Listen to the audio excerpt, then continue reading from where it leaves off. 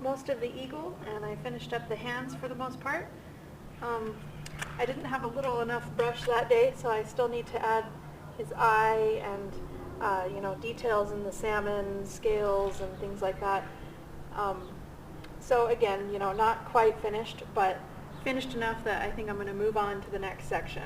So next, I know you've all been waiting for the rainbow. I'm going to go ahead and tackle the rainbow. I have a few different ideas on how I'm going to do that. So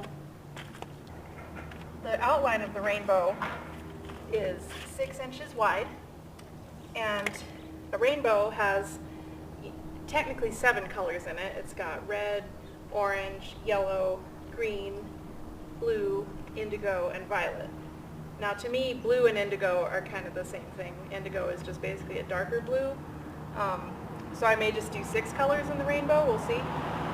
6 or 7 colors. But anyways, I've got a 1-inch brush here, and this is 6 inches wide. This brush is actually just a little under 1 inch. So if I just do 1 stripe in each color with this width of brush, I think that should work out. And I'm going to start with red at the top and purple at the bottom, and then I'll probably do green at the center, because my outline is going to help me follow the right shape with the red at the top and the purple at the bottom. And then if I do a middle stripe in green next, then that should kind of leave me with like the right amount of space to do the rest of it. It'll just be kind of like a guideline sort of. So that's my plan right now. I think it's going to be a little bit difficult here in these twisty bricks, but same general idea. I may need to do a little bit, paint over, come back, refine it a little bit. But that's part of the process of painting, so we'll see how it goes.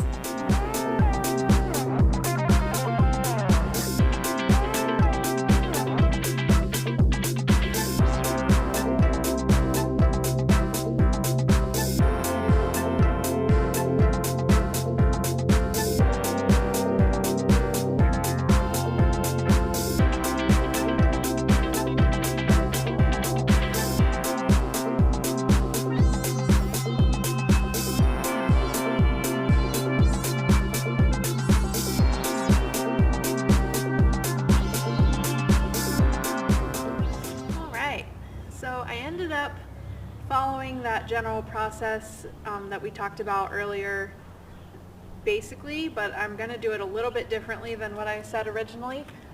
So what I have here is 5 stripes of color. You can see I've left a little bit of white space in between each stripe, and so now what I'm going to do is I'm going to blend each color into the next one, so that it kind of creates that overall rainbow effect a little bit more realistically. And so we'll create something like that indigo by blending the blue with the purple, and then we'll have kind of a turquoise color a little bit by blending the green and blue. We'll have kind of a yellow-green by blending the yellow and green, and then we'll have an orange by blending the red and yellow. So that's what's happening next.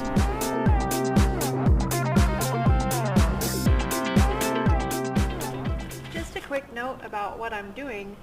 You can see that I've started to blend these 2 colors together into orange in the middle. What I'm basically doing is I've got just a styrofoam plate that I'm using as a palette. I've got my 2 colors on there, and I'm taking my brush and I'm dipping half of it in the red and then the other half in the yellow, just like that. And then I'm taking that, and of course you put the red side on the red side and the yellow side on the yellow side, paint right up through the middle, and you get a nice blending going on.